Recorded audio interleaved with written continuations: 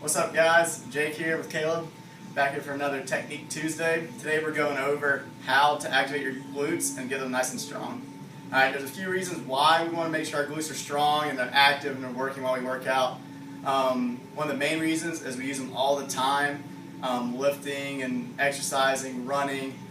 It's what generates power. Alright, so whenever I extend my hips, alright, so if I'm snatching, if I'm cleaning, my hips go from a closed position to an open position. That's where a lot of power comes from. Same thing would be applied to running, to kipping, basically almost everything we do. Not only do they provide power, but they keep our joints nice and safe and stacked. If I'm lifting some kind of weights, I'm loaded up with weight, and I start lifting and my glutes aren't firing, I'm going to put that load on other muscles that I don't want to use for stability, right? Which can cause, all kinds of stuff, my back to hurt, my hamstrings to hurt, my knees to hurt. A good example of this is sometimes you see people squatting, they get what we call valgus knees. Alright, and what that is their glutes aren't firing, and they go down a squat and they come up and their knees start to cave in. And Caleb's going to demonstrate for us, unless he doesn't want to. Alright, so you go down, glutes on fire, you see his knees come in, arches collapse, and obviously it doesn't look good. It's definitely not good for your knees. Alright, we do not want to see that while you squat. So that's the reason we want glutes activated. If Caleb activates his glutes, alright, so he torques his feet into the ground, he squeezes his glutes, gets ready to squat, alright, his knees are going to be nice and out, hips externally rotated, nice solid squat position. This helps stack the hips, the ankles, the knees, and to kind of help you understand it further, you can even try, if you flex your glutes and try to push your knees in, you can't. It's just impossible. Alright, if you relax your glutes and push your knees in, they touch. Right? And that's how we apply it to your squatting. Another thing commonly hear from members is when we do a lot of running or sprints, people's backs are getting tight. Alright, so like their lower back, their QL. A reason for that could be their running technique, which we're not going to dwell into today. But another reason could be they're not firing with their glutes whenever they strike the ground. Alright, what's happening is their hip extension pattern is off. Alright, they're going, it should be glute, hamstring, QL. Alright, so it goes down your foot, then back up your body. They're going QL first, their back, then they're going hamstring, and then last their glutes. Alright, glutes way more powerful than both those muscles. Alright, you want those firing while you're running.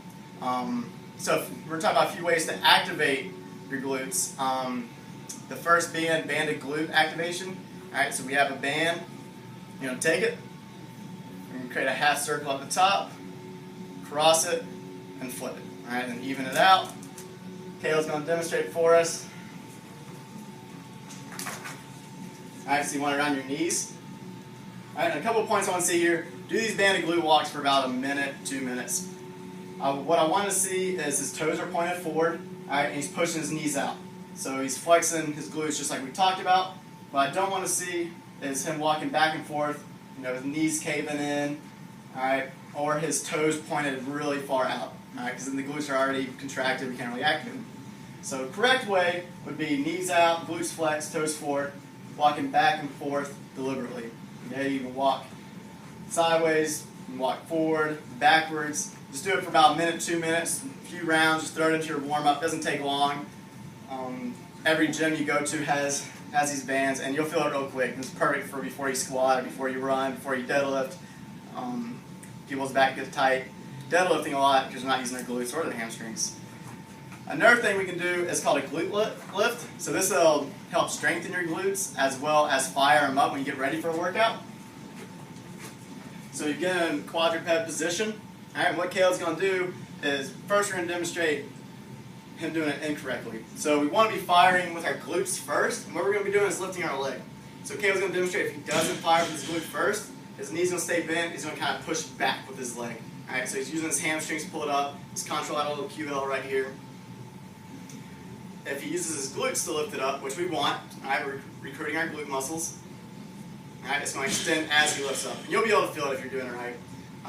Obviously, if you're doing it right, you're going to feel it in your glutes. If you're not doing it right, you're probably going to feel it in your glutes, and it should be burning. So hit maybe 2 of these guys each side, each round. Add that with a band glute activation, glutes be firing. Another thing you can do is a psoas smash. So your psoas is this tissue that connects to your hip flexor and runs along the top of the iliac crest, which is your hip bone right here. And so it runs right through here. Most Americans stay seated all day at their desk or at school. They end up in this position. It gets tight. When it gets tight, it gets short and tight, and then your glutes get long and weak.